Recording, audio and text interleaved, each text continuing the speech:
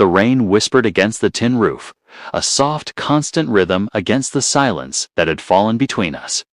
Inside our small rented house, the only light came from a dim lamp flickering in the corner, casting long shadows that danced on the walls. Neela sat across from me, her hands wrapped around a cup of tea that had long since gone cold. She wasn't nervous, and that scared me more than anything else could have. "I need to tell you something," she said softly, her voice cutting through the quiet. I looked up from my notebook, where I'd been scribbling ideas for our future.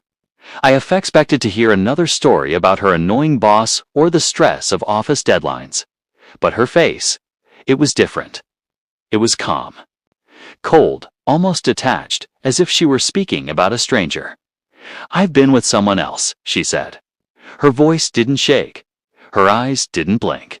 She held my gaze, unflinching. And it wasn't just once. "I don't regret it. If time turned back, I'd do it again."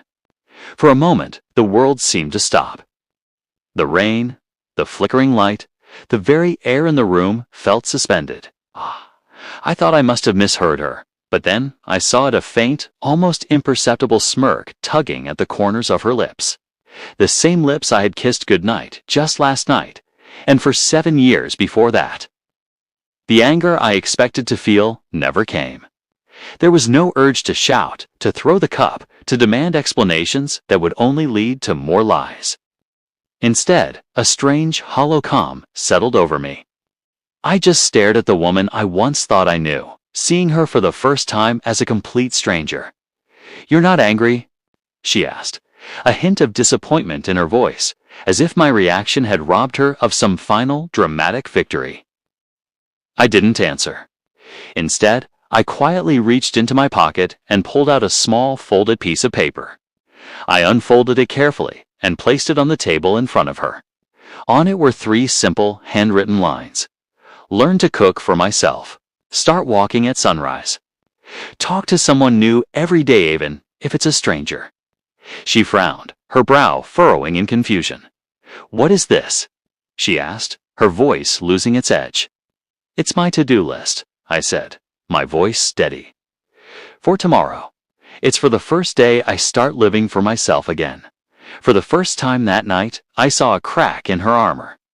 Her manufactured confidence faltered, and a flicker of uncertainty crossed her face. She said nothing as I stood up, grabbing the small duffel bag ID kept packed by the door for a trip we never took. I walked to the door and opened it, letting in the cool, damp air. "Where will you go?" she asked, her voice small now, lost in the sound of the storm. I looked back at her one last time, not with anger or sadness, but with a profound sense of finality. "Anywhere the rain sounds kinder," I replied. And then I walked out into the night, leaving behind 7 years of my life, and stepped into my own. 6 months later, life had found a new rhythm. I'd moved to a small coastal city, a place where the air was always salty and the sky felt endless. ID opened a small cafe right by the beach, the Quiet Cup. It wasn't much, but it was mine. Every morning I'd grind the beans myself, the rich aroma filling the air. I'd put on old jazz records, the kind with crackles and soul, and watch the sun paint the sky in shades of orange and pink as it rose over the ocean. I was learning to be with myself, finding peace in the simple routines I'd once written on that small piece of paper.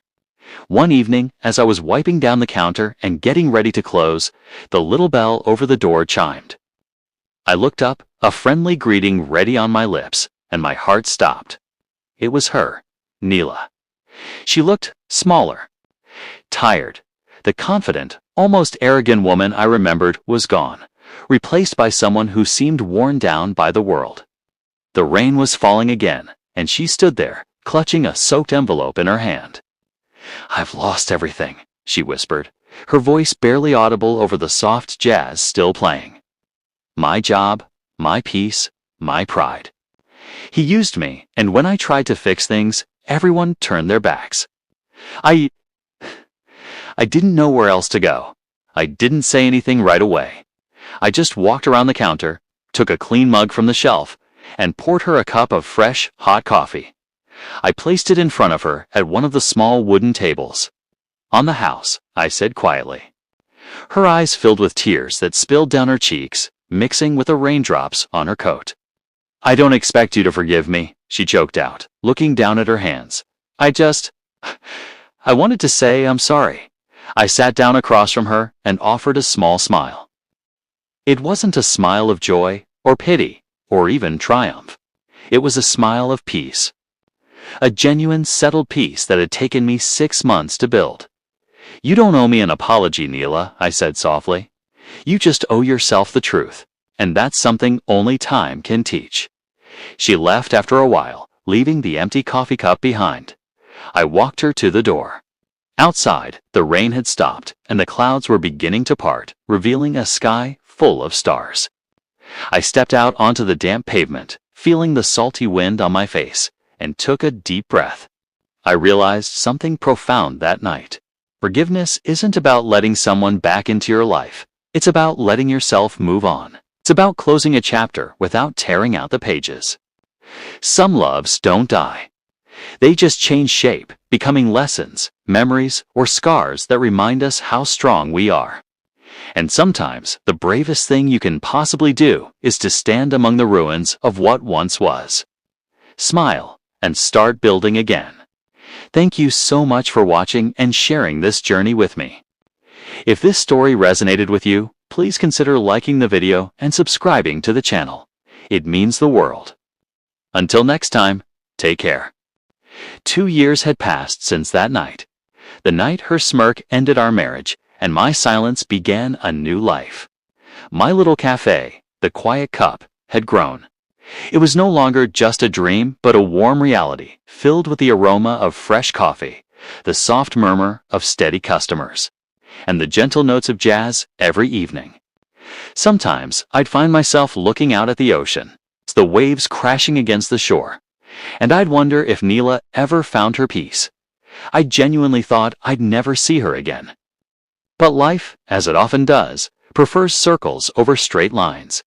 It was a rainy Thursday, the kind of day that wraps the world in a gray, gentle hush. The cafe was quiet, the only sounds being the soft jazz from the speakers and the rhythmic tapping of rain against the windows. The bell above the door chimed, and a young woman hurried in, shivering from the cold. She was dressed in a formal suit, soaked at the shoulders, clearly having run from a nearby office. As she stepped up to the counter to order, her voice, though polite and rehearsed, sent a jolt through me. It was familiar. I looked up from the coffee machine, and my heart skipped a beat. It was Neela. Her hair was shorter, styled in a sharp, professional bob. Her face seemed older, not by the 2 years that had passed, but by a weight that hadn't been there before. The vibrant confidence she once wore like a second skin was gone, replaced by a shadow of regret in her eyes. "Hi," she said softly, her voice barely a whisper. "It's been a while." I simply nodded, my voice steady. 2 years. Her gaze drifted around the cafe, taking in the warm lights, the cozy armchairs, the calm faces of people lost in their books. A faint, bittersweet smile touched her lips. "You did it," she said, her voice filled with a strange mix of admiration and sorrow. "You built what you always dreamed of." I didn't reply. Words felt unnecessary. Instead, I finished preparing her latte, slid a sleeve onto the cup, and handed it to her myself. Our fingers brushed for a fleeting moment. She looked down at the cup, and a small, hollow laugh escaped her. Printed on the sleeve were the words I'd chosen for the cafe piece, "Costs less than revenge." We sat at a small table by the window, the silence between us filled only by the sound of the rain. After a few moments, she spoke, her eyes fixed on the swirling pattern in her coffee. "I wanted to tell you something," she began. Before I leave the city for good, I gave a slight nod, a silent invitation for her to continue. "I married him," she said, her gaze distant, lost in a memory. "But it didn't last. He cheated on me, too." She let out another bitter laugh, shaking her head. "I guess that's karma, huh?" I didn't offer a response. I didn't say "I told you so" or "you deserved it." I just watched the rain slide down the window pane. each drop like a tear, heavy and constant, as if washing the world clean. Then she turned to me, her eyes glistening. She asked the question that had probably been weighing on her for 2 years. Did you ever hate me? I finally allowed myself a small smile. Not a smile of pride or victory, but one born from a deep, settled truth. I used to, I admitted honestly. But I learned that hate is just another way of holding on. It's like drinking poison and expecting the other person to suffer. I chose to let go. She nodded slowly, a single tear tracing a path down her cheek. She wiped it away quickly. I never deserved your calm, she whispered. You didn't, I said, my voice quiet but firm. But maybe I did. I deserved to find peace for myself. When she finished her coffee, she stood up, her movements graceful but tired. Thank you, she whispered, looking at me one last time, for not hating me. I stood up as well and walked her to the door. Thank you, too, I replied, my voice even at seas for setting me free. She paused at the doorway, her hand on the handle. She looked back at me, and this time her smile was different. It wasn't the cruel, triumphant smirk from that night. It was a soft, tired, profoundly human smile. A smile of farewell. Then she stepped out into the rain and was gone, melting into the gray afternoon. I stood behind the counter for a long time, listening to the rain slowly fade as the storm passed, its rhythm merging with the sound of the sea. Sometimes endings don't arrive with a clap of thunder or grand, dramatic apologies. Sometimes they come quietly, with a shared cup of coffee and a gentle, unspoken goodbye. That night, for the first time in a long while, I closed the cafe early. As I turned the key in the lock, the cool metal familiar in my hand, I whispered to the empty street, to the salty air, to myself. Love didn't break me. It rebuilt me, and this time I smiled first. Thank you so much for joining me on this journey. If this story resonated with you, please consider liking the video and subscribing to the channel for more tales of resilience and new beginnings. Your support means the world. Until next time. For years had passed since that night of thunder and confession. It's funny how time works. It doesn't erase the past, but it softens the edges, like sea glass tumbled by the waves. 3 years had gone by since the cafe became more than just a business, became my heartbeat, the rhythm of my new life. I no longer thought of Neela every day. The sharp sting of betrayal had faded into a dull, distant ache. Now, her memory was just a whisper on the wind. A scent of rain carried through the open windows of the quiet cup. Old pain becomes memory. Memory becomes a story.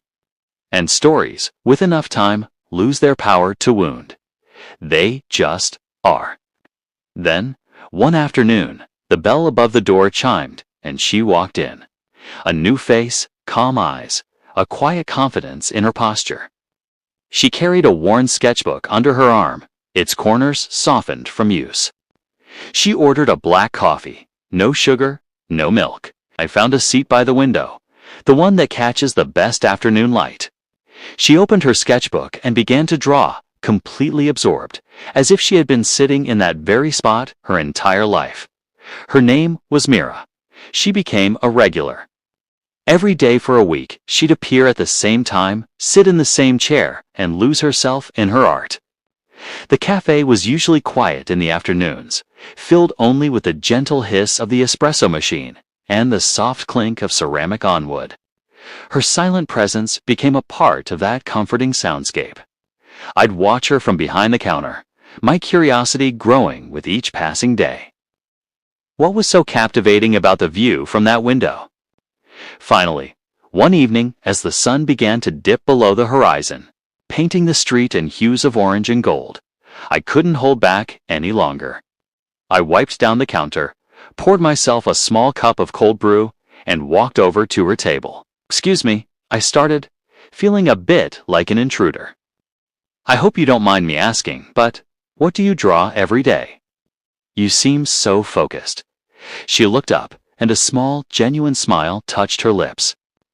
She didn't say a word at first, Instead, she tilted the sketchbook towards me. On the page was a beautiful, detailed pencil drawing of my cafe, the quiet cup as seen from across the street. The detail was incredible, the little cracks in the pavement, the way the ivy climbed the brick wall, the warm glow from the windows. But there was one thing that was different. In her sketch, the sign hanging above the door didn't say the quiet cup. It said, home. I stared at the drawing, a strange feeling blooming in my chest. I looked from the paper to her face, a question in my eyes. She laughed softly, a sound like wind chimes. I don't know, she said, her voice gentle. It felt like the right word for this place. And right then, something inside of me. A door I had bolted shut and barricaded 4 years ago creaked open. It wasn't a floodgate, just a tiny shift. A flicker of light in a room that had been dark for a very long time. Home, it was a word I hadn't allowed myself to feel for so long. The weeks that followed turned into months. Mira's daily visits became the anchor of my afternoons. We fell into an easy rhythm. She would sit and draw, her pencil a soft, rhythmic whisper against the paper. I would brew coffee, experimenting with new beans, and we would talk. Or sometimes we wouldn't talk at all, just sharing the comfortable silence. There was no rush, no expectations, no grand, sweeping declarations. It was just peace. A quiet, steady peace I hadn't realized I was so starved for. Slowly, we began to share the heavier pieces of ourselves. She told me about losing her parents when she was young, and how art became her way of finding color in a world that had gone gray. She spoke of solitude, not as loneliness, but as a space to heal. And in return, I found myself telling her things I hadn't spoken of to anyone. I told her about rainy nights and broken trust. I told her about the anger, the bitterness, and the long, slow journey of learning to forgive someone without ever needing to hear the words. I'm sorry. I told her about building this cafe, not as a business, but as a sanctuary, a place to be quiet.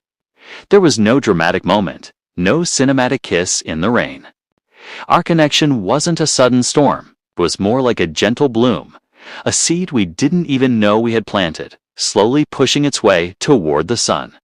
It was a quiet understanding that we had both been broken in our own ways, and that maybe, just maybe, healing didn't have to be a solo journey. One morning, I arrived at the cafe before sunrise, the streets still damp from an overnight shower. As I unlocked the door, I noticed a white envelope slipped underneath. My heart gave a strange little lurch. I recognized the handwriting instantly. It was from Niella. My hand trembled slightly as I picked it up. For a moment, I considered throwing it away, unread. What could she possibly have to say after all this time? But my curiosity, or perhaps a need for finality, won out. I went inside, set my things down, and carefully opened it. The letter was short. Just one page. It read, I finally learned how to forgive myself for what I did. It took a long time. I hope you kept the rain from that night and found a way to turn it into sunlight. You once told me that peace costs a lot less than revenge. I finally understand what that means. I hope you found yours. I read the words over and over. There was no apology, not directly. But there was something more important. Closure. Not for her, but for me. A final acknowledgement of the past, freeing me from its last lingering shadows. I smiled. A real, unburdened smile. I folded the letter neatly and tucked it away under the cash register. Not as a painful reminder, but as a quiet thank you. A receipt for a debt that had finally been paid. That evening, the cafe was bathed in the warm glow of sunset. The sky was a spectacular canvas of orange, pink, and gold spilling across the gentle waves of the ocean just down the street. Mira was in her usual spot by the window, sketching, her hair catching the golden light like a halo. The aroma of freshly ground coffee filled the air. I poured 2 cups of my favorite dark roast and brought one over to her table, setting it down gently beside her sketchbook. She looked up from her drawing, her eyes warm and full of a light that matched the sunset. "For me?" she asked, her smile soft. I pulled up a chair and sat across from her, holding my own warm cup. "For us," I said, my voice quiet but sure. "For everything that hurt him, for everything that healed." As if on cue, the first drops of rain began to fall outside, tapping a soft, gentle rhythm against the window pane. It was a slow, peaceful rain, the kind that nurtures gardens instead of flooding streets. And for the first time in a very long time, the sound of rain didn't make me feel lonely. It sounded like a promise. I used to think that endings were storms, destructive and final. But now, I know they're not. They're just sunsets. And every sunset is just a beautiful, quiet promise that you get to begin again.